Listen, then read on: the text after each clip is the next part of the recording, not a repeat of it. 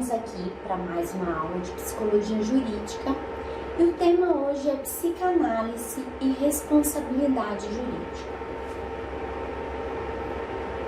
A teoria da psicanálise foi formulada por um médico chamado Freud. Ele viveu na Europa, nascendo na Austrália em 1856 e falecendo na Inglaterra em 1939.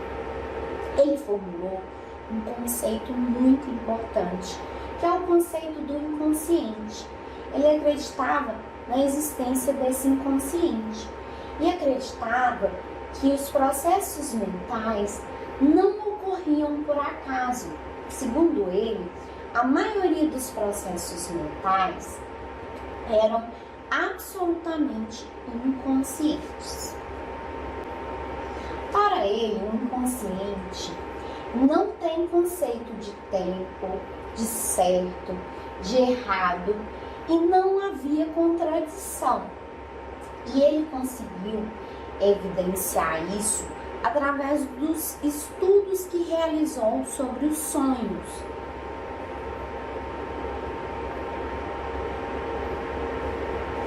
Ele mostrou a relação existente entre o consciente e o inconsciente, impulsionando o comportamento humano. O consciente funciona como uma blindagem que a emoção rompe e permite vir à luz o conceito oculto do inconsciente. Ele formulou um conceito do aparelho psíquico, que na verdade é a mente. Ele tentou explicar como funciona a mente. Para ele formulou um modelo que tinham 3 elementos: o id, o ego e o superego.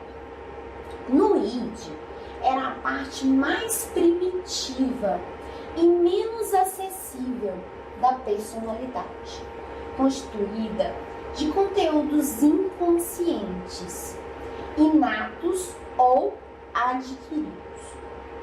E eles buscavam sempre a sua gratificação. O id não tolera acúmulo de energias psíquicas. Quando acontece, o id procura voltar ao estado de normalidade, porque ele se norteia pelo princípio do prazer. Nesse sentido, os desejos são ilimitados. Um desejo reprimido não se extingue, estará sempre em busca de satisfação. Já o ego, outro elemento do aparelho psíquico, ele é responsável pelo contato do psiquismo da mente humana com a realidade externa. Contém elementos conscientes e inconscientes. Ele atua sobre o princípio da realidade, por meio do pensamento realista. O ego não existe sem o id e o superego. Ele vai depender da existência dos dois. Já o superego, ele atua como um sensor do ego. Tem a função de formar as ideias, a autoobservação. Constitui a força moral da personalidade. Representa o ideal mais do que o real. Busca a perfeição mais do que o prazer. E foi formado pela criança por meio das contribuições recebidas pelos pais, a socialização primária, a educação que a criança recebe. Quando ocorrem falhas nesse elemento, nesse mecanismo intrapsíquico, de conter e de convergência com os valores morais da sociedade, essa deve atuar mostrando mais impiedosa e complacente com a conduta apresentada. A justiça pode apresentar-se como um superego externo, ao atuar expondo e exigindo o cumprimento de normas éticas e morais na sociedade. O id e o superego. O id não conhece juízo de valor, ou seja, a parte, o elemento do id, né, não existe o bem, a moral.